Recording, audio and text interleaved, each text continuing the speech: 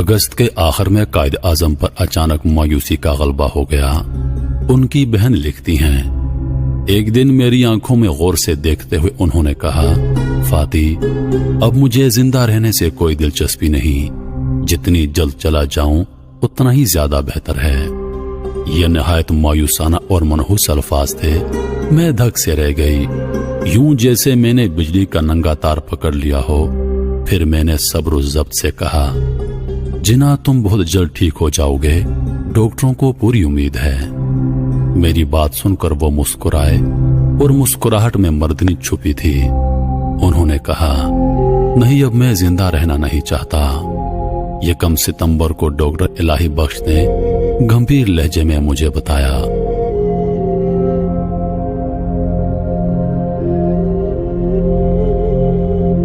قائد اعظم کو ہیمریج ہو گیا ہے اور میں بہت پریشان ہوں۔ ہمیں انہیں کراچی لے جانا چاہیے، کوئٹہ کی بلندی ان کے لیے اچھی نہیں ہے۔ غرض قائد کی صحت بگڑتی چلی گئی۔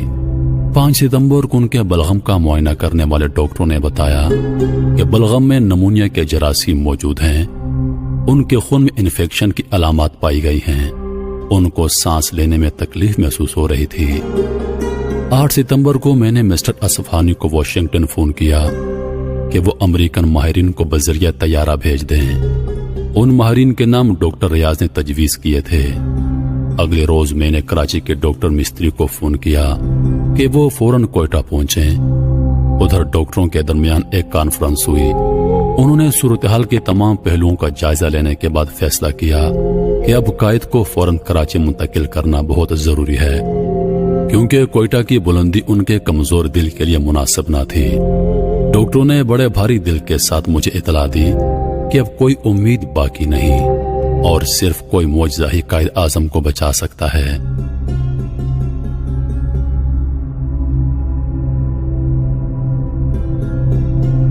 جب میں نے اپنے بھائی کو ڈاکٹروں کے اس مشورے سے آگاہ کیا کہ ان کو کراچی لے جانا چاہیے تاکہ وہ کوئٹہ کی بلندی سے دور رہ سکیں، تو انہوں نے کہا، ہاں، مجھے کراچی لے چلو، میں وہیں پر پیدا ہوا اور وہیں پر دفن ہونا چاہتا ہوں۔ ان کی آنکھیں بند ہو گئیں اور میں ان کے قریب پٹی سے لگی بیٹھی رہی۔ وہ بے ہوش تھے اور ان بے ہوشی کے عالم میں بھی میں ان کی باتیں سنتی رہی۔ وہ کہہ رہے تھے، کشمیر انہیں فیصلہ کرنے کا حق دو، آئین میں اسے مکمل کروں گا، بہت جلد مہاجرین ان کی ہر طرح مدد کرو، پاکستان پاکستان۔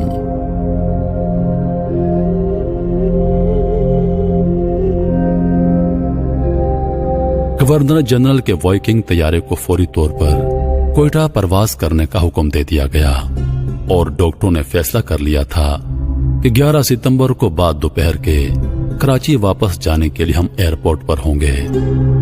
جب انہیں اسٹریچر پر ڈال کر وائکنگ کے کیبن میں لے جایا جا رہا تھا تو طیارے کا کیبن اور عملہ انہیں سلامی دینے کے لیے ایک قطار میں کھڑے تھے۔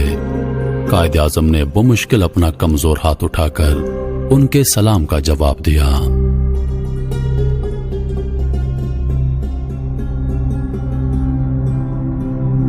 ہم نے ان کو احترام کے ساتھ ان کی نشستوں پر لٹا دیا، جنہیں اگلے کیبن میں عارضی بستر کی شکل میں تبدیل کر دیا گیا تھا۔ ان کے ساتھ میں ڈاکٹر مستری اور سسٹر ڈنہم بیٹھے تھے۔ پائلٹ نے ہمیں خبردار کیا کہ کچھ وقفے کے بعد اسے طیارے کو 7000 فٹ کی بلندی پر اڑانا ہوگا اور جو ہی طیارہ بلوچستان کا پہاڑی علاقہ پار کر لے گا تو طیارے کو پھر 5000 فٹ کی بلندی پر لے آئے گا۔ آکسیجن سلنڈر اور گیس ماسک تیار تھے۔ زیادہ بلندی پر مجھے ہی ان کو آکسیجن دینی تھی۔ ہم جلدی فضا میں بلند ہو گئے۔ طیارہ بلند سے بلند تر ہوتا چلا گیا۔ قائد کو سانس لینے میں دقت محسوس ہوئی تو میں نے گیس ماسک ان کے منہ سے لگا دیا۔ کچھ دیر تک وہ آکسیجن لیتے رہے اور پھر کمزور ہاتھ سے ماسک کو ہٹا دیا اور مجھے یوں دیکھا گویا وہ کہہ رہے ہوں، سب کچھ بیکار ہے، سب کچھ ختم ہو چکا ہے۔ میں نے ڈاکٹر مستری سے کہا کہ وہ ڈاکٹر الہی بخش کو بلا لائیں اور پھر مجھے یوں دیکھ کر اطمینان ہوا کہ ڈاکٹر الہی بخش انہیں آکسیجن لینے پر رضامند کرنے میں کامیاب ہو گئے۔ اپنی تمام زندگی میں اس سے زیادہ پریشان کن سفر میں نے کبھی نہیں کیا۔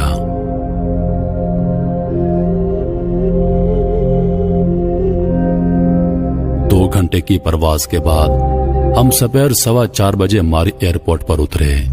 ये वही एयरपोर्ट था जहां 1 साल कबल वो निहायत पुरएतमाद अंदाज में और इस उम्मीद के साथ उतरे थे कि वो पाकिस्तान को अजीम कौम बनाएंगे। उस वक्त एयरपोर्ट हजारों अफराद, जिनमें काबीना के वुज़रा और सफारती मिशनों के अरकान भी शामिल थे, उनके इस्तकबाल के लिए मौजूद थे। लेकिन इस दिन, जैसा कि पहले हदायत कर दी गई थी, हवाई अड्डे पर कोई न था। जो ही हम तैयारे से बाहर आ गए, गवर्नर जनरल के military secretary colonel Jeffrey novels ने हमारा इस्तकबाल किया। कायद को स्ट्रेचर पर लेटाकर एक फौजी एम्बुलेंस में ले जाया गया। ये उनको गवर्नर जनरल हाउस ले जाने के लिए पहले से वहां मौजूद थी। मैं और सिस्टर डिनहम उनके साथ एम्बुलेंस में बैठे थे। एम्बुलेंस बहुत सुस्त रवि से चल रही थी। हमारी पार्टी के दूसरे लोग गाड़ियों से रवाना हो चुके थे।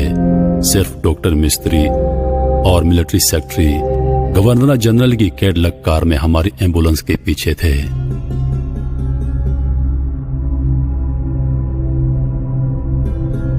अभी हमने 4 मील का सफर ही तय किया था कि एम्बुलेंस इस तरह हिचकियां लेने लगी जिससे उसे सांस लेने में मुश्किल पेश आ रही हो, और फिर वो अचानक रुक गई।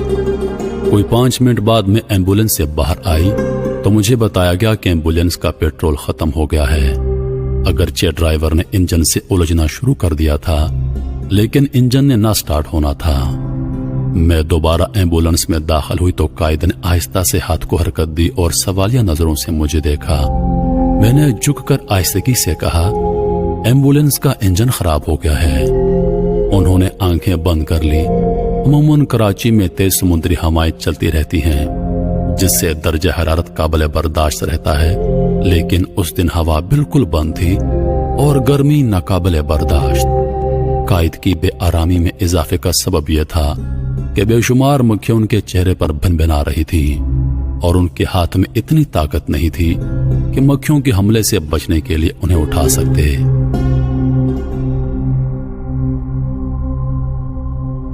सिस्टर डिनहम और मैं बारी बारी उन्हें पंखा दे रहे थे। हम मुंतजिर रहे कि शायद कोई और एम्बुलेंस आ जाए। हर लम्हा कर्ब अजियत का एक लामुतनाही लम्हा था। कायद को हम कैडलक में भी मुंतकिल नहीं कर सकते थे कि वो इतनी बड़ी नहीं थी कि उसमें स्ट्रेचर रखा जा सकता। चुनांचे उम्मीद और बीम की कैफियत में हम इंतजार करते रहे। करीबी महाजरीन की सैकड़ों झुग्गियां मौजूद थीं। महाजरीन अपने रोजमर्रा के कामों में मसरूफ थे। उन्हें यह भी मालूम न था कि उनका वो कायद जिसने उनको एक वतन दिया है उनके दरमियान मौजूद है, और एक ऐसी एम्बुलेंस में बेयारो मददगार पड़ा है जिसका पेट्रोल खत्म हो गया है।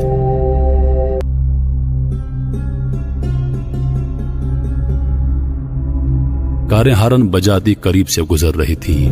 बसें और ट्रक अपनी मंजिलों की तरफ रवां दमा थे, और हम वहां एक ऐसी एम्बुलेंस में बेहिस्सो बेहरकत पड़े थे जो 1 इंच भी आगे बढ़ने को तैयार न थी। और इस बेहिस्सो हरकत एम्बुलेंस में एक निहायत कीमती जिंदगी आती जाती सांस के साथ कतरा कतरा खत्म हो रही थी। हम वहां कोई 1 घंटा मुंतजिर रहे। मेरी जिंदगी में कोई और घंटा इतना तवील और दर्दनाक नहीं आया। तब खुदा खुदा करके एक और एम्बुलेंस आई। स्ट्रेचर के जरिए नई एम्बुलेंस में मुंतकिल किया गया, और यूं आखिरकार हम गवर्नर जनरल हाउस की तरफ रवाना हो गए। गवर्नर जनरल हाउस में उन्हें आहिस्तगी से बिस्तर पर लेटा दिया गया तो मैंने घड़ी देखी। हमारी एयरपोर्ट पर उतरे हमें 2 घंटे हो गए थे। कितनी अजीब बात थी। 2 घंटे में हम कोयटा से कराची पहुंचे, और 2 घंटे हमें हमारी एयरपोर्ट से गवर्नर जनरल हाउस पहुंचने में लग गए।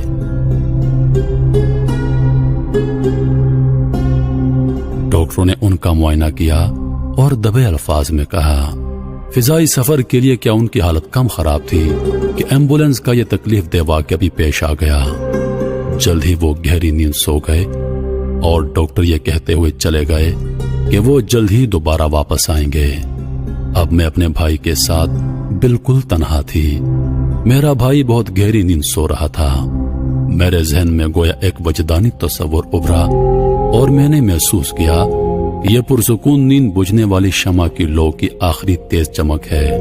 میں خاموش تھی اور خاموشی میں اپنے بھائی سے مخاطب تھی۔ اوہ جنا، کاش ڈاکٹر میرا تمام خون نچوڑ کر تمہیں دے دیں تاکہ تم زندہ رہو۔ کاش اللہ تعالیٰ میری زندگی کے تمام برس لے کر تمہیں دے دیں تاکہ تم ہماری قوم کی رہنمائی کرتے رہو۔ تمہیں خدا کی کتنی شکر گزار رہوں گی۔ تقریباً 2 گھنٹے کی پرسکون اور بے دخل نیند کے بعد انہوں نے آنکھیں کھولی، مجھے دیکھا، سر اور آنکھوں کے اشارے سے مجھے قریب آنے کو کہا۔ آخری مرتبہ کوشش کر کے زیر لب مجھ سے مخاطب ہوئے، کہنے لگے، فاتی خدا حافظ، لا الہ الا اللہ محمد الرسول اللہ۔ پھر ان کا سر دائیں جانب کو آہستگی سے ڈھلک گیا اور آنکھیں ہمیشہ کے لیے بند ہو گئیں۔